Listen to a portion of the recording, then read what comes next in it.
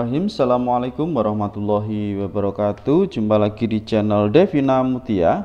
Salam sehat, semangat, dan bahagia. Bagaimana kabar diri sekalian? Tetap semangat ya untuk belajar.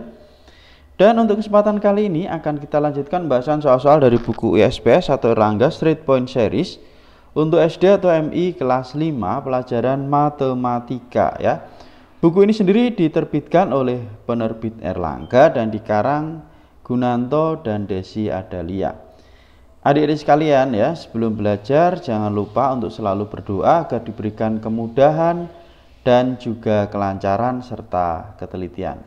Untuk itu marilah kita berdoa bersama-sama. Berdoa mulai, berdoa selesai. Oke adik-adik sekalian ya, langsung aja kita akan membahas di latihan ulangan bab 3 ya, paket 1 yang bagian B ya.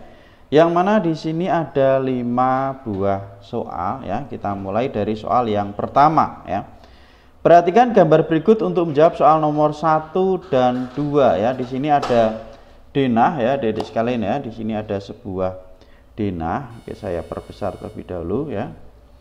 Oke, di sini ada sebuah denah yang mana ada beberapa tempat ya, diantaranya ada wartel, kemudian ada rumah mita, apotek, SD Mitra, toko buku dan juga pasar. Nah, di sini ada juga ya arah mata angin ya. Yang atas itu utara, bawah selatan, kemudian yang kanan itu timur, yang kiri adalah bagian barat. Nah, ini sudah saya kerjakan ya, tadi sebenarnya sudah saya bahas, ternyata suaranya tidak muncul, maka saya ulangi lagi. Jadi pertanyaan yang pertama, rumah mita berada di koordinat berapa? Nah, kalau membaca koordinat seperti ini ya, yang kita baca adalah yang sumbu X atau yang mendatar ya, baru sumbu Y atau sumbu tegak atau vertikal ya. Oke, rumah mita, kita lihat rumah mita berada di sini, berarti ini di A ya, di kolom A, baris yang ketiga, atau kita tulis koordinatnya adalah A,3. Di sini udah saya kerjakan ya. Kemudian untuk soal nomor 2, tempat yang berada di koordinat D,2 adalah, nah kita lihat di sini, kita D, kemudian ini 2 ya, berarti adalah pasar. Ini ya adik-adik sekalian ya. Kemudian kalau ada pertanyaan lain yang berada di koordinat D,3 kira-kira apa? Nah, kita lihat aja D ini 3. Oh, berarti di sini toko buku. Kemudian kalau SD Mitra di koordinat berapa? C,3. Kemudian ada apotek, misalnya apotek berarti di B,2. Wartel itu di A,1 ya. Itu ya sudah saya jelaskan semua untuk soal nomor 1 dan nomor 2. Kita lanjut ke soal berikutnya nomor 3 adik-adik sekalian ya. Soal nomor 3. Nah, di sini ada gambar garis koordinat ya, ada sumbu X ya, atau biasa kita sebut absis, bisa juga kita sebut garis mendatar ataupun garis horizontal. Kemudian ada sumbu Y ya, atau ordinat atau garis tegak atau garis vertikal. Nah, di sini pertanyaannya, koordinat titik A dan B pada gambar tersebut berturut-turut adalah koordinat ya, berarti pertemuan antara absis dan ordinat ya, itu koordinat. Titik A di sini. Jadi yang kita baca sumbu X dulu baru sumbu Y ya. Sumbu X-nya berarti di 5, sumbu Y-nya 0, berarti A itu adalah 5,0. Nah, ini saya tuliskan di sini. Kemudian titik B di sini ya. Sumbu X-nya itu negatif 2, sumbu Y-nya 3. Maka koordinatnya negatif 2,3 ya. Itu untuk soal nomor 3. Kita lanjut ke soal berikutnya nomor 4 ya. Sebuah lahan memiliki ukuran 10 meter kali 8 meter ya. Berarti ini berbentuk persegi panjang. Panjangnya 10 meter, lebarnya 8 meter. Lahan tersebut akan digambar dengan skala 1:200. Ukuran lahan tersebut pada gambar adalah, nah ini skalanya 1:200, sedangkan ukuran pada gambar ya. ukuran pada gambar. Kalau pada gambar biasanya saya tuliskan pada peta atau JP ya. Kalau sebenarnya itu JS, kemudian skalanya saya biasa saya singkat S ya. Oke, berarti yang ditanyakan adalah JP. Oke, untuk nomor 4 di sini udah saya tuliskan adik-adik sekalian. Jadi diketahui ukuran lahan sebenarnya tadi ya ini ya. Jadi ukuran lahan sebenarnya ini tadi 10 meter kali 8 meter, kemudian skalanya 1:200. Ditanya berapa ukuran lahan pada gambar. Oke ya. Jadi kita hitung satu persatu panjangnya ya. Panjang pada gambar, kemudian lebar pada gambar. Nah, panjang pada gambar. Nah, kita lihat tadi panjang sebenarnya itu adalah 10 meter, kita ubah ke dalam satuan cm. Dari meter ke cm turun 2 tangga ya, berarti kita kalikan 100 ya. 10 kali 100 hasilnya adalah 1000 cm.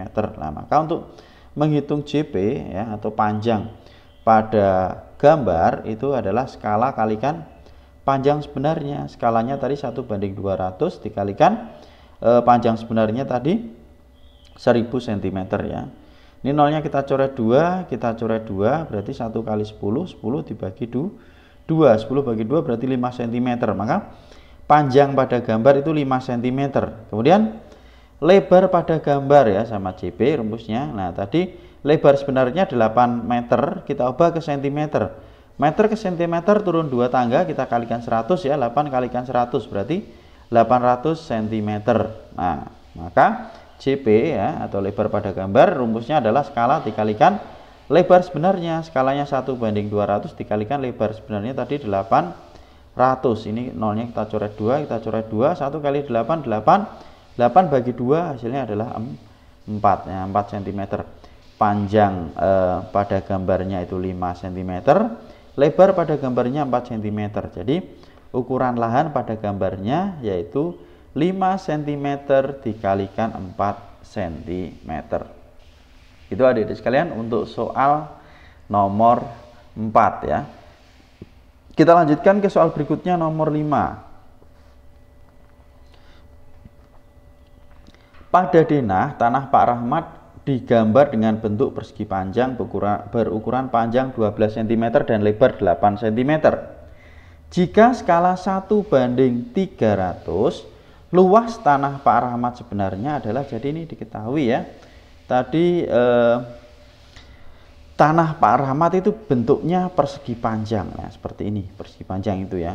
Nah, panjangnya 12 cm ya, kesininya 12, ini pada gambar ya, lebarnya 8, kesininya 8, ini 12. Nah, skalanya 1:300. Ditanyakan luas tanah sebenarnya ya. Berarti yang diketahui skala sama pada gambar atau JP ya, ditanyakan JS-nya. Oke, untuk nomor 5 di sini juga sudah saya tuliskan adik-adik sekalian ya. Jadi diketahui. Nah, ini ya, diketahui tanah Pak Rahmat berbentuk persegi panjang. Ukuran tanah pada denah 12 cm kali 8 cm. Ini panjangnya, ini lebarnya. Skalanya 1:300. Ditanya berapa luas tanah sebenarnya. Nah, kita cari dulu panjang sebenarnya sama lebar sebenarnya. Panjang tanah sebenarnya berarti JS sama dengan JP per S ya, atau panjang tanah pada gambar dibagi dengan skala. Berarti ini panjangnya 12 dibagi dengan skalanya 1:300. Sama dengan 12 dikalikan 300 per 1. Kita balik ya supaya bisa dihitung. 12 kali 3 36, nolnya 2 kita tempelkan berarti 3600. Nah, ini satuannya senti ya. Kita ubah ke dalam satuan meter ya. Dari senti ke meter naik 2, maka kita bagi dengan 100 ya. Ini 3600 bagi 100 ya, nol kita coret aja 2, jadinya 36 meter. Ini panjangnya ya. Sekarang lebarnya ya, lebar rumusnya sama ya, JS sama dengan JP per S. Jadi lebar pada gambar dibagi dengan skala ya. Lebarnya tadi 8 dibagi dengan 1:300 sama dengan 8 dikalikan 300 per 1 ya, supaya kita bisa menghitung. Kita ubah ke perkalian, ini dibalik ya. 8 kali 3 24, nolnya 2 kita tempelkan ya. Jadi 2400 dibagi dengan 100 karena mau kita ubah ke dalam meter ya. Naik 2 tangga bagi 100, ini nolnya kita coret.